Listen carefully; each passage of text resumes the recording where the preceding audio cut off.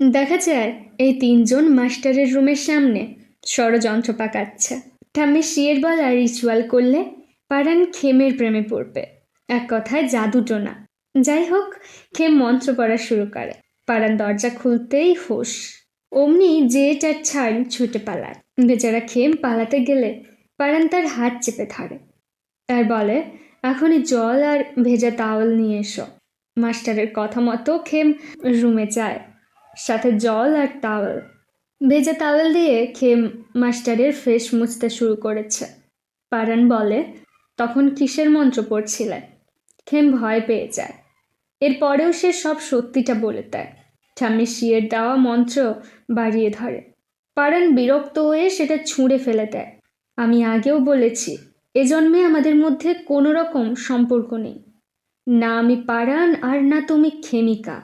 তুমি আমায় কথা দিয়েছিলে না, তুমি দুষ্টুমি করবে না, শান্ত থাকবে, সেটাই করো। খেম কান্না করছে। সে আর কি বা বলতে পারে।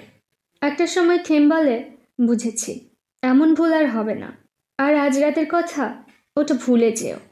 পরদিনও খেম রান্না করে তার বন্ধুদের সাথে খেতে বসে। যে এটার ছান রান্নার প্রশংসা করছে, তবে খেমের চোখ আর মন দুটোই অন্যদিকে। ব্যাপারটা জেট আর ছাড় বুঝতে পারে। এমন সময় মাস্টার এসে বলে, সে ছাড় না জেটকে কিছু ম্যাজিক শেখাতে চায়। খেম বলে, সে মাস্টারের জন্য রান্না করেছে। তবে পারান বলে, প্রয়োজন নেই। খেম বলে, দেখো তোমার পছন্দের খাওয়ার এগুলো। এবার পারান বলে, বললাম তো আমার খিদে নেই, চাইলে তুমি খেয়ে নাও, না হয় কুকুরকে খাইয়ে দাও, বিরক্ত করো না। পারানের এমন আচরণ খেমের কাছে ভীষণ খারাপ লাগে। এর মধ্যে ঠাম্মিশি তার কাছে আসে। ঠাম্মিশি একজনের ভূত ছাড়াতে যাচ্ছে, তাই খেমকেও সাথে নিতে চায়। তবে যাওয়ার আগে কিছু জড়িবুটি দেয় তাকে। এর প্রভাবে ভূত প্রেত খেমের থেকে দূরে থাকবে। খেম সেটা খেয়ে নেয়। এরপর ঠাম্মির সাথে সে বেরিয়ে যায়। আসলে সমস্যাটা আর্ন নামের এক মেয়ের। কয়েকদিন আগে আর্ন তার বয়ফ্রেন্ড বিগের বাচ্চার মা হয়েছে। তবে কয়েকদিন হলো আর নিজের মধ্যে নেই। সব সময় বিগের নাম ধরে ডাকছে, এমনকি নিজের বাচ্চাটাকেও কোলে নিচ্ছে না। এমন সময় খেমের পায়ে ধাক্কা লাগে একটা খেলনায়, আর সেটা গড়িয়ে বিছানার নিচে চলে যায়। খেম সেটা কুড়োতে গিয়ে নিচে তাকিয়ে ভয় পেয়ে যায়। রামফংয়ের পা। বেচারা ভয় পেয়ে দূরে সরে আসে। এরপর ঠাম্মি শিয়ের সাথে খেম বিগের বাড়িতে আসে।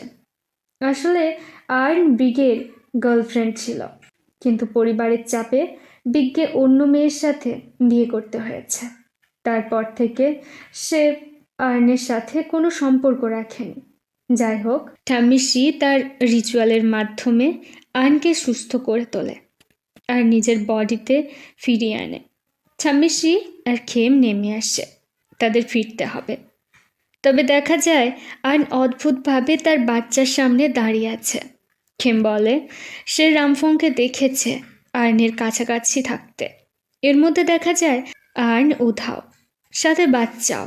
ঠাম্মি বলে, আমি নিচে দাঁড়িয়ে আছি, ওরা এখানে আসেনি। অন্যদিকে মাস্টারের কথা মতো জেট আর ছান ধ্যান করছে। ছান দেখে এক অদ্ভুত দৃশ্য। ছায়া লাইব্রেরিতে ঘুমিয়ে পড়েছে। তখন তার কাছে আসে জিন নামের এক মেয়ে। এরা দুজন একে অপরকে ভালোবাসে। জিন তাদের সম্পর্কের ব্যাপারটা খেমিকাকে জানাতে চাইলে ছায়া বলে, এখন ইয়ত বাড়িতে নেই, খেম একলা। এ সময় ও যদি জানতে পারে আমাদের সম্পর্কের ব্যাপারে, ও নিশ্চয়ই একলা ফিল করবে। বরং ইয়ত আর খেমিকার বিয়ের দিন তারা এই কথা জানাবে। এটা তাদের প্রমিস। তবে দেখতে দেখতে জিন পাল্টে যায় জেটে, আর ছায়া ছাড়নের ধ্যান ভাঙে। জেটকে ঠেলা দিতে জেট পড়ে যায়। আসলে জেট ধ্যান করতে করতেই ঘুমিয়ে গেছে। অন্যদিকে আর্নের মিসিংয়ের খবর পেয়ে খেম সাথে সাথে জেটকে কল করে আর সবটা জানায়। একমাত্র পারানি এই সমস্যার সমাধান করতে পারবে। অন্যদিকে আর্ন নিজের বেবিকে নিয়ে বিগের বাড়ির সামনে আসে। বিগ বলে, তুমি এখানে কি করছো? আর্ন বলে, সত্যি করে বলো, তুমি আমায় ভালোবাসো? বিগ পড়ে মহা সমস্যার। এর মধ্যে পারানও চলে আসে। পারান বলে, তুমি আমায় কথা দিয়েছিলে যে তুমি বিগের থেকে দূরে থাকবে। আর্ন বলে, জানি মাস্টার, তবে এই বাচ্চাকে আমি একলা বড় করব কিভাবে? পেছন থেকে বেরিয়ে আসে বিগের স্ত্রী। সেও প্রেগন্যান্ট। সমস্যা আরও জটিল হয়ে যায়। আর্নের মা ছাম্মিসি আর খেমও চলে আসে। মা বোঝায়, আর্ন, বাড়ি ফিরে চলো। যে মানুষ এত নিচু কাজ করতে পারে তার থেকে আর যাই হোক নতুন করে ভালোবাসা পাওয়া যায় না। আর্ন বলে, এখন তুমি নতুন বাচ্চার বাবা হবে, তাহলে আমার বাচ্চার প্রয়োজন নেই, তাই না? এই বলে আর্ন রাস্তার মাঝে চলে আসে। সামনে থেকে একটা গাড়ি আসছে। হঠাৎ সব কিছু থেমে যায়। খেম দেখে এক পুরানো ঘটনা। গাড়ি থেমে যায়। বিগ বাচ্চাটাকে শান্ত করার চেষ্টা করছে। আর নিজের হুঁশে আসে আর মাস্টারের থেকে ক্ষমা চায়। সে কত বড় পাপ করতে বসেছিল।